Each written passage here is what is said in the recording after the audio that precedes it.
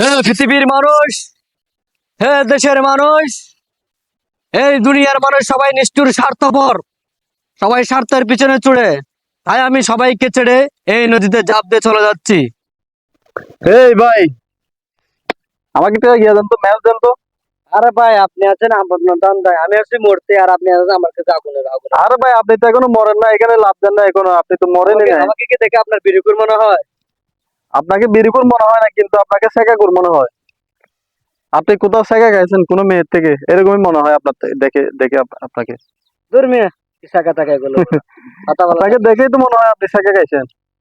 মিয়া, যে মিয়া আমি একটা মেয়েকে ভালোবাসছিলাম মিয়া, বুঝছেন? ওই মেয়েটা আমার সরকারি চাকরি নাই বিদায়, বুঝছেন? ও আমাকে ছেড়ে চলে গেছে। সেই জন্য আমি এখানে আত্মহত্যা করতে চলে আসছি। আমার এই দুনিয়া আর ভালো লাগে না।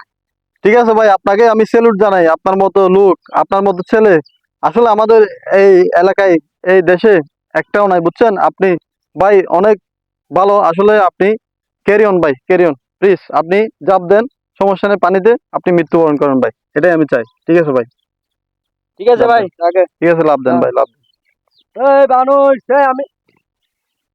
এই ভাই, আপনাকে তো এর আগে আমি কোনোদিন দেখি নাই। আবার কি হলো আপনার? হ্যাঁ, আপনি এলাকার নতুন নাকি? আপনাকে এলাকায় আমি কোনোদিন দেখি নাই। আরে ভাই, আপনি এসব বাদ এখানে কি দেন, আপনার করতেছেন? সময় চলে যাচ্ছে, আপনি তাড়াতাড়ি লাভ ভাই দেন। সময় হতে পারতেন না, আপনাকে তো আমি এখানে নতুন দেখছি। আপনি এখানে কি করতেছেন?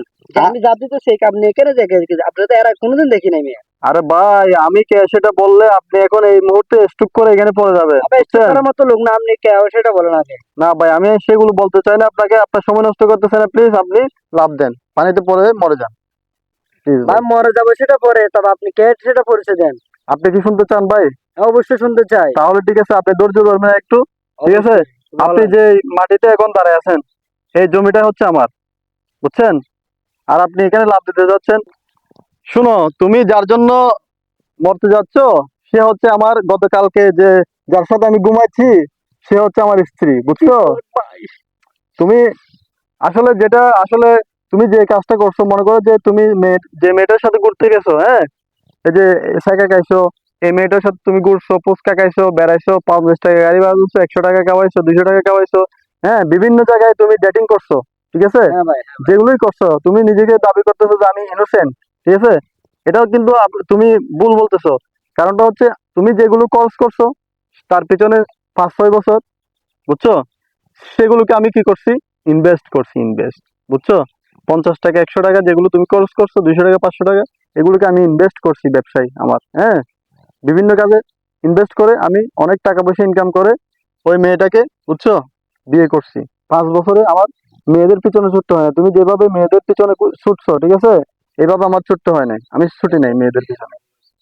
আমি আমার কেরিয়ারকে গঠন করছি, ঠিক আছে? আজকে কেরিয়ার গঠন করে ওই মেয়েটি আমার আজকে। তুমি অবশেষে হেরে গেলে। ভাই শুনেন, মধুর জন্য মৌমাছি খুঁজতে হবে না, ফুলের বাগান করেন, দেখবেন মধু এমনিতেই চলে আসবে, বুঝছেন? আর আপনি নিজে মেয়েদের পিছনে না দৌড়ে আপনার কেরিয়ার গঠন করুন, ঠিক আছে? আপনার জীবনটা পাল্টে যাবে, সুন্দর হবে। আপনার পিছনে মেয়েরা ঘুরতে থাকবে, কিন্তু আপনি এখন যেগুলো করছেন এগুলো শুধু শুধু খুদাই সময় নষ্ট, ঠিক আছে? এগুলো না করে আপনি আপনার নিজের কেরিয়ার গঠন করুন। Best of luck. ভাই আপনি আমার অনেক বড় ভুল থেকে বাঁচাচ্ছেন ভাই। ওকে ভাই, ধন্যবাদ।